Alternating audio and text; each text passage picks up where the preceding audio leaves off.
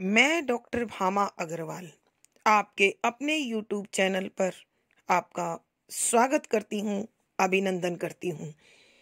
आइए प्यारे बच्चों, आज हम बिहारी जी का अध्ययन आरंभ करते हैं।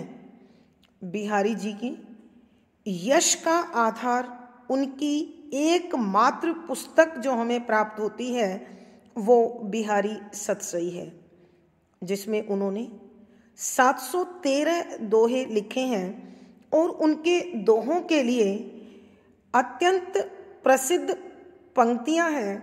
सतसैया के दोहरे जो नावक के तीर, देखन में छोटे लगें बेंधे सकल शरीर।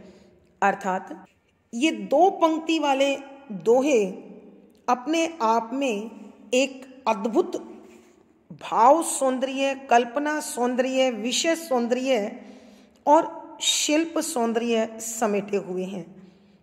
इन दोहों के अध्ययन से हमें यह भी जानकारी मिलती है कि बिहारी जी एक सामान्य व्यक्तित्व नहीं है। वो अनेक विधाओं का और अनेक विषयों का अत्यंत प्रबुद्धता से, अत्यंत बारीकी से ज्ञान रखते थे।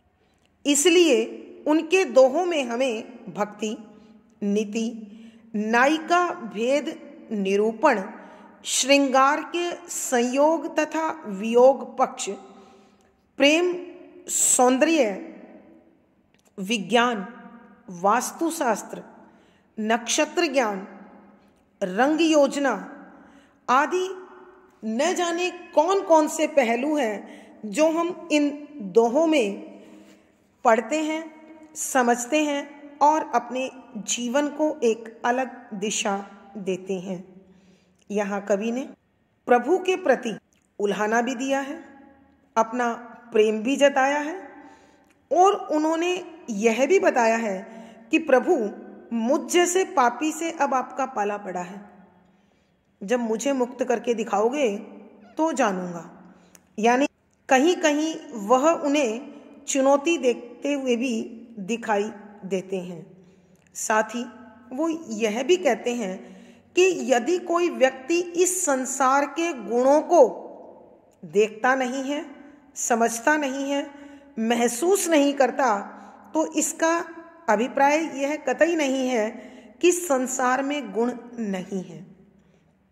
यह संसार अनेक गुणों से भरा हुआ है, अनेक योग्यताओं से भरा हुआ है, लेकिन मनुष्य उन गुणों को केवल इसलिए नहीं देख पाता क्योंकि वह उन्हें समझना चाहता नहीं है अथवा उसे समझ में आते नहीं हैं। ठीक उसी प्रकार जैसे हम इन आँखों से पूरे विश्व को देखते हैं, लेकिन एक आँख दूसरी आँख को नहीं देख सकती।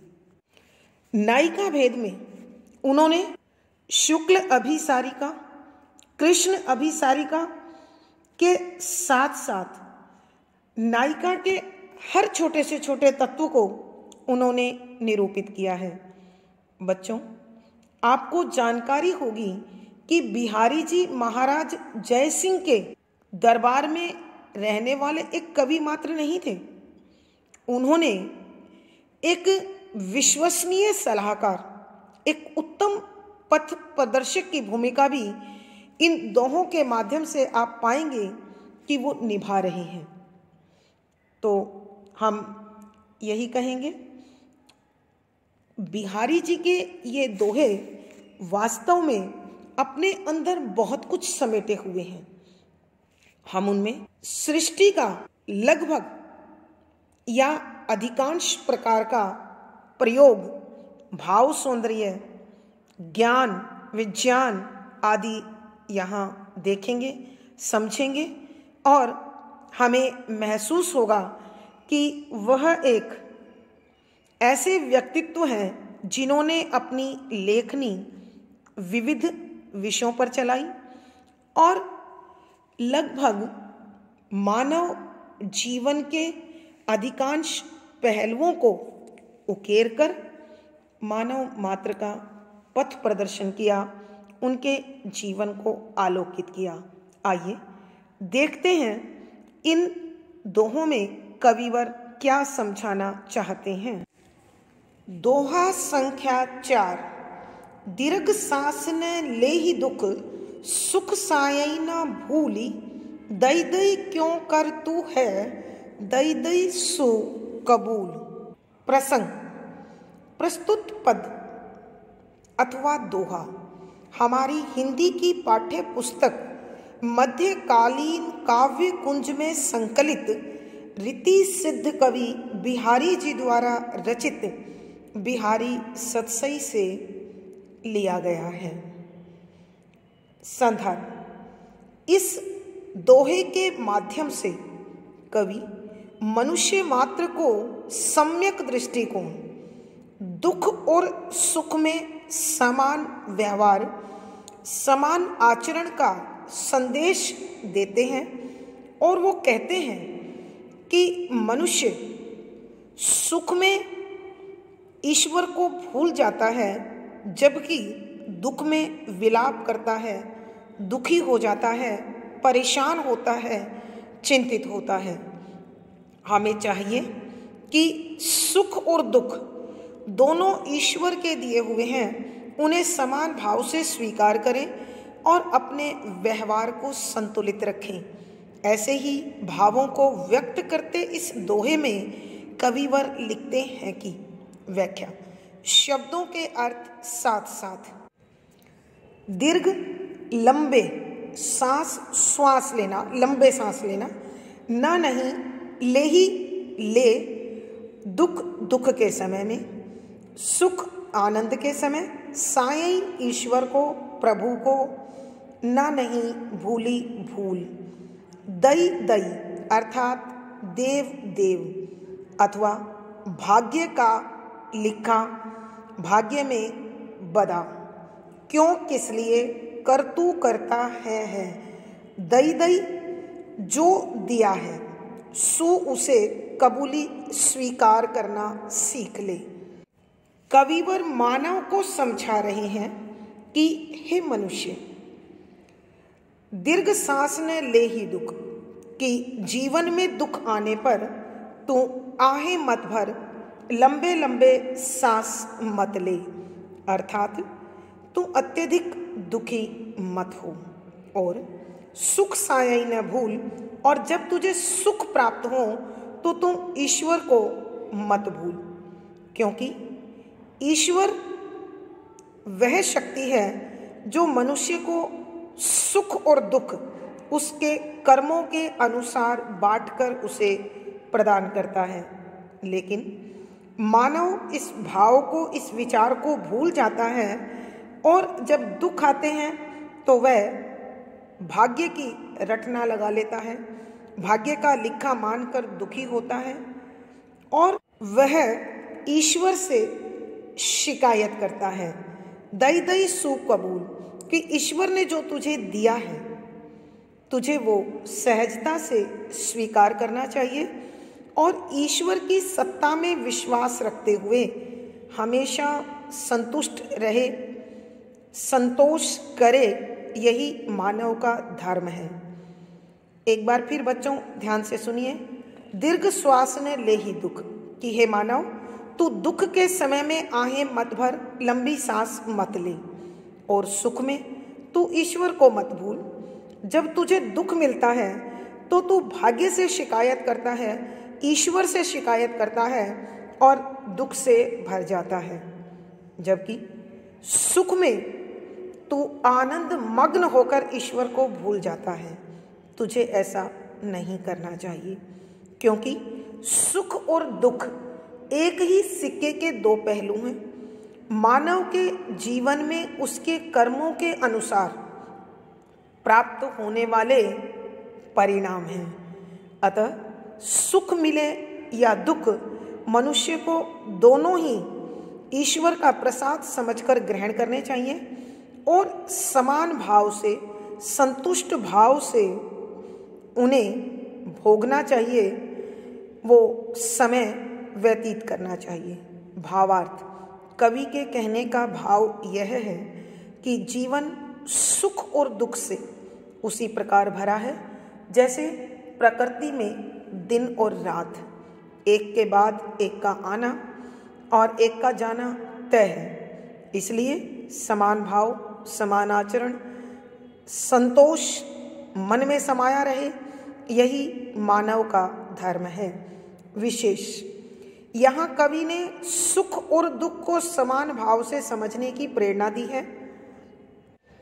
सहज, सरल और ब्रज भाषा का मिश्रित प्रयोग है। शांत रस है, प्रसाद गुण है। इस पद में कवि ने दई दई पुनरुक्ति प्रकाश अलंकार, तीसरी और चौथी दोनों यति में दई दई शब्द का प्रयोग किया गया है, लेकिन एक बार उनका अर्थ है देव देव अर्थात भाग्य और दूसरी बार दिया हुआ, इसलिए यमक अलंकार है।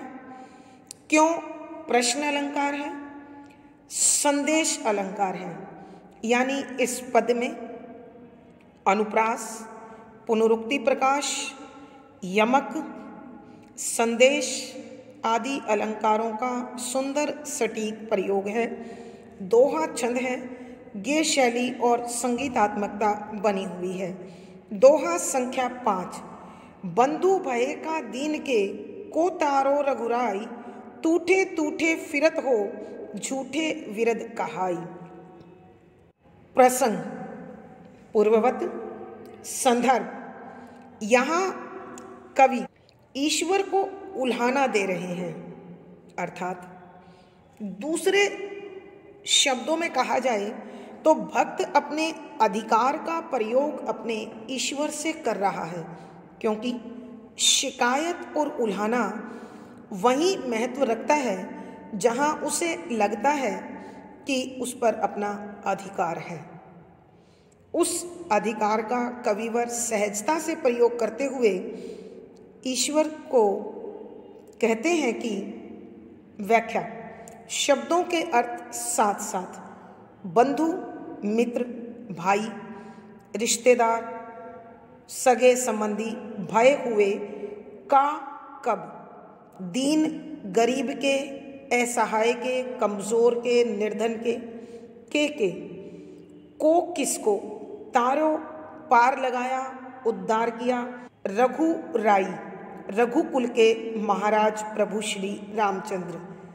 टूटे टूटे फिरत हो, टूटे टूटे प्रसन्नता से फूल जाने को टूठा बोलते हैं, तो यूं ही प्रसन्नता से भरे हुए, फिरत घूमते हो, झूठे निरर्थक, सारहीन। विरद माने होता है यश, बड़ाई, गौरव, कहाई, कहते हुए। कवि बिहारी जी प्रभु श्री राम को उल्हाना देते हुए अपने प्यार के अधिकार का प्रयोग करते हुए कहते हैं, बताओ बंधु बहे का दीन के, कि तुम कब किसी दीन दुखी के, गरीब के मित्र बने, साथी बने, सखा बने। को तारो रघुराई, कि तुमने ऐसा कौन असहाय, लाचार और निर्धन था जिसका तुमने उद्धार कर दिया। टूटे टूटे फिरत हो, कि तुम तो बिना मतलब ही प्रसन्न होकर फूले फूले घूमते हो। झूठे विरद कहाई, कि अपना झूठा यशगान करवाते हो, सुनते हो।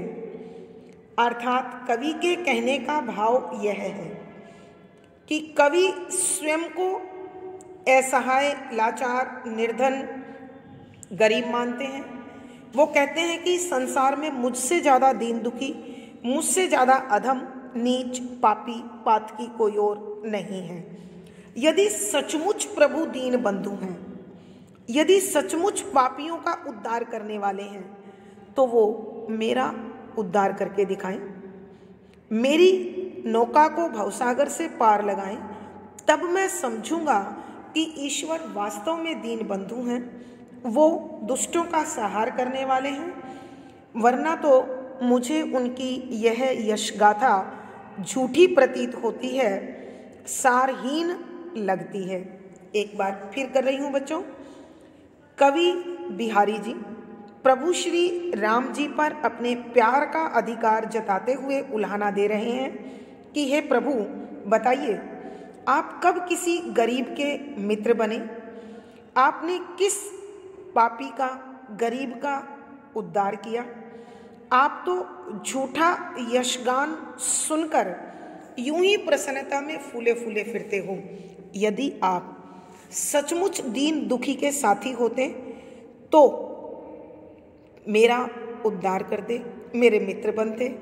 और यदि आप पापियों का, दुष्टों का सहार करते हैं तो इस संसार में मुझसे बड़ा पापी, मुझसे बड़ा पातकी, मुझसे बड़ा दुष्ट कोई और नहीं है। तो आइए और पहले मेरा उद्धार कीजिए, तब मुझे लगेगा कि आप वास्तव में दीन बंधु हैं और आप पापियों का सहार अथवा उद्धार करने वाले हैं। वरना मैं समझूंगा कि आपका यह यशगान मिथ्या है, झूठ है, सारहीन है। भावार्थ: कवि के कहने का भाव यह है कि मेरी मुक्ति नहीं, मेरा उद्धार नहीं तो तुम्हारा यशगान झूठा है। विशेष: यहाँ कवि प्यार के अधिकार के साथ, आस्था के साथ, श्रद्धा के साथ, विश्वास के साथ ईश्वर को ललकार रहे हैं। शुद्ध साहित्यिक ब्रज भाषा का प्रयोग है, भक्ति रस है, प्रसाद गुण है। फूले फूले फिरना दूसरे शब्दों में मुहावरा ही है, इसलिए लक्षणा शब्द शक्ति है, दोहा छंद है, ये शैली और संगीतात्मकता बनी हुई है। दोहा संख्या 6: दियो सु शीस चढ़ाई ले, आछी भांति अयरी, जापे सुख चाहतु लियो, ताके दुखही फेरी।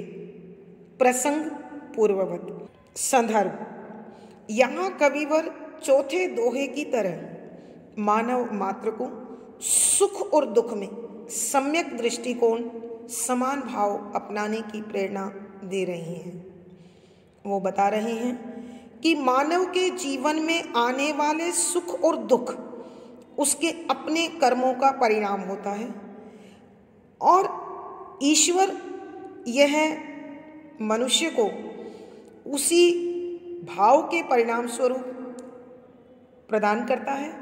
अतः सुख मिले या दुख, मनुष्य को हमेशा संतोष भाव के साथ, सहज भाव के साथ अपनाना चाहिए और हमेशा ईश्वर के प्रति आभारी रहना चाहिए।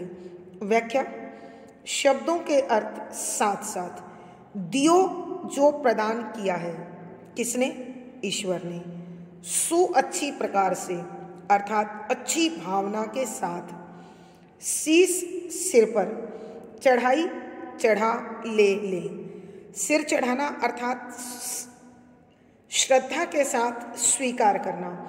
ल ले ले, अच्छी अच्छी, भांति तरीके, अयरी स्वीकार करना। जापे जिससे, सुख आनंद, चाहतु चाहता है, लियो लेना, ताकि उसके दुखी दुखों को फेरी वापिस मत कर।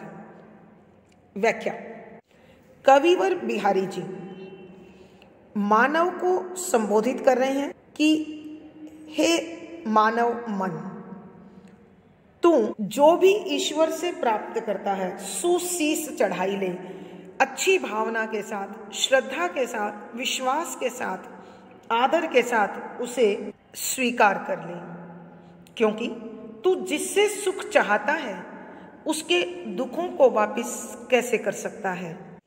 अर्थात जब हम अपने ईश्वर से सुख पाने की इच्छा कर सकते हैं या करते हैं तो भला उसके दिए दुखों को वापिस कैसे कर सकते हैं, क्योंकि वो सुख हमें देगा तो दुख किसे देगा। इसलिए मनुष्य को जो भी ईश्वर से प्राप्त हो रहा है वह अपने सिर माथे पर स्वीकार करना चाहिए और उसके लिए ईश्वर का धन्यवाद करते रहना चाहिए, क्योंकि सुख में वो हमें सहज रहने की बुद्धि दे, शक्ति दे, और दुख में उन दुखों को सहने के साथ साथ संघर्ष करने की शक्ति भी वही प्रदान करता है। एक बार फिर कविवर मानव मात्र को संबोधित करते हुए कहते हैं कि हे मानव, जो भी कुछ तुझे ईश्वर प्रदान करता है उसे तू अच्छी भावना के साथ, सहज भावना के साथ, समान दृष्टिकोण के साथ स्वीकार कर ले, क्योंकि जिससे तू सुख पाना चाहता है उसके दुखों को यदि तू वापिस करेगा तो भला तुझे सुखों का आनंद भी कैसे मिलेगा। अर्थात कवि समझाना चाहते हैं कि ईश्वर हमें सुख और दुख दोनों हमारे कर्मों के अनुरूप देते हैं। जब हम सुख स्वीकार कर सकते हैं तो हमें दुखों को भी स्वीकार करना चाहिए और दोनों ही स्थितियों में संतोष बनाकर समान भाव से ईश्वर का धन्यवाद करते हुए उन्हें स्वीकार करना चाहिए, क्योंकि वही वो शक्ति है जो सुखों में हमें सहज रखेगी और दुखों में हमें संघर्ष करने की शक्ति देगी। भावार्थ, कवि के कहने का भाव यह है, सुख हो अथवा दुख दोनों ईश्वर का प्रसाद समझ ग्रहण करना चाहिए, क्योंकि दोनों की प्राप्ति से ही मानव जीवन पूर्ण होता है। विशेष यहाँ कवि बताते हैं कि सुख और दुख मानव के जीवन में एक के बाद दूसरा आते रहते हैं, अतः ये दोनों समान भाव से स्वीकार किए जाने चाहिए। शुद्ध साहित्यिक ब्रज भाषा का प्रयोग है, शांत रस है, प्रसाद गुण है, लक्षणा शब्द शक्ति है, दोहा छंद है, गे शैली और संगीतात्मकता है। इस पद में अनुप्रास, संदेश आदि अलंकारों का सुंदर सटीक प्रयोग हुआ है। दोहा संख्या 7, या अनुरागी चित्त की गति समुझे नहीं कोई, ज्यों ज्यों बूढ़े श्याम रंग त्यों त्यों उज्जलु होई। प्रसंग पूर्ववत। संदर्भ, यहाँ कवि बिहारी जी मनुष्य को भक्ति का संदेश देते हैं कि वो बताते हैं जैसे जैसे भक्त भगवान की भक्ति में लीन होता चला जाता है वह सांसारिक मोह माया से परे होता चला जाता है और भक्ति के प्रसाद के कारण, भक्ति की कृपा के कारण उसके चरित्र में, उसके जीवन में स्थायी सुख, स्थायी आनंद, स्थायी प्रसन्नता का वास होने लगता है। यहाँ भी कवि ने, जैसा कि हम पहले बात कर चुके हैं कि बिहारी जी बहुज्ञ थे, यानी उन्हें बहुत सारे विषयों का ज्ञान था और उनके एक एक दोहे में हमें ऐसे भाव प्राप्त होते हैं। जैसा आपने पहले दोहे में पढ़ा था, यहाँ भी एक से अधिक अर्थ निकलते हैं। सबसे पहला हम निकालते हैं भक्ति के संदर्भ में व्याख्या, और अपने इसी प्रकार के भावों को व्यक्त करते हुए कविवर लिखते हैं। व्याख्या, शब्दों के अर्थ साथ साथ या इस अनुरागी प्रेमी चित्त मन की गति अवस्था या स्थिति समुझई समझता है नहीं नहीं कोई कोई भी, ज्यों ज्यों जैसे जैसे बूढ़े डूबता चला जाता है श्याम श्री कृष्ण के रंग रंग में, भक्ति के रंग में, त्यों त्यों वैसे वैसे उज्ज्वल होता जाता है, अर्थात पाप रहित निष्कलंक होता चला जाता है। पहला अर्थ देखें भक्ति के संदर्भ में। कवि बता रहे हैं कि भक्त को भगवान से प्रेम होता है, तो जो भक्त है या अनुरागी चित्त की गति समझे नहीं कोई, कि जिस भक्त का हृदय प्रभु की भक्ति में डूब जाता है, प्रभु प्रेम के वशीभूत हो जाता है, उसके आचरण को कोई नहीं समझ पाता है, उसके मन को कोई नहीं समझ पाता है, उसके व्यवहार को कोई नहीं समझ पाता है, क्योंकि उसमें जैसे जैसे भक्ति समाती है वैसे वैसे सांसारिक मोहमाया दूर हटती चली जाती है। इसीलिए जो जो वो प्रभु श्री कृष्ण की भक्ति में डूबता चला जाता है, वैसे वैसे मोह माया से परे होने के कारण विकार रहित जीवन हो जाता है, दोष रहित जीवन हो जाता है, पाप रहित जीवन हो जाता है और भक्त सात्विक, पवित्र, पावन, आनंद मग्न रहता है। प्यारे बच्चों, इसका दूसरा अर्थ यदि हम श्रृंगार पर्क लें तो यहाँ उस गोपी के लिए प्रयोग हुआ है जो गोपी श्री कृष्ण से अत्यधिक प्रेम करती है। क्योंकि आप जानते हैं श्री कृष्ण और गोपी के प्रेम को हम नायक और नायिका का प्रेम सांसारिक प्रेम के तराजू में अथवा भावों में देखते हैं। तो यहाँ एक गोपी अपनी सखी से कहती है कि हे सखी, मैं श्री कृष्ण से, अपने प्रिय से इतना अधिक प्रेम करती हूँ कि संसार का कोई भी प्राणी उसकी सीमा को, उसकी थाह को नहीं समझ सकता। क्योंकि मेरा मन अपने प्रिय के प्रेम में इतना अधिक डूब चुका है कि अब मुझे उसके सिवा कुछ और दिखाई नहीं देता है। बच्चों, यहाँ विशेष तौर से जो ध्यान देने की बात है कि नायिका दो प्रकार की होती हैं, स्वकीया और परकीया। स्वकीया वो नारी होती है जो तन मन धन यानी सांसारिक दृष्टि से और आध्यात्मिक दृष्टि से एक ही पुरुष से जुड़ी हुई होती है, और दूसरी नायिका होती है परकीया। परकीया नायिका वो होती है जिसका संबंध सामाजिक तौर पर किसी और से होता है, लेकिन मन से वो किसी और की पूजा करती है। जैसा हम भ्रमर गीत में देखते हैं कि गोपियों का विवाह गोकुल में किसी न किसी ग्वाले के साथ हुआ है, लेकिन वो अपना सर्वस्व समर्पित करती हैं श्री कृष्ण को, इसलिए वो नायिका परकीया कहलाती है। तो इस दोहे में भी जो नायिका है वो परकीया नायिका है। परकीया नायिका के प्रेम को संसार के लोग शुद्ध भावना से नहीं देखते हैं। प्रेम प्रेम होता है, प्रेम में सर्वस्व समर्पण होता है, सर्वस्व बलिदान होता है, अपने प्रेमी के प्रति पूर्ण निष्ठा होती है, लेकिन संसार के लोग उसकी निंदा करते हैं। तो यहाँ उसी संदर्भ में कवि कहते हैं कि ऐसी परकीया नायिका के प्रेम को संसार के लोग नहीं समझ पाते, लेकिन अपने प्रेमी के प्रति उसका जो समर्पण है, संपूर्ण समर्पण है, वह उसे और अधिक प्रेममय और अधिक त्यागमय और अधिक सेवामय और अधिक सहनशीलतामय बना देता है।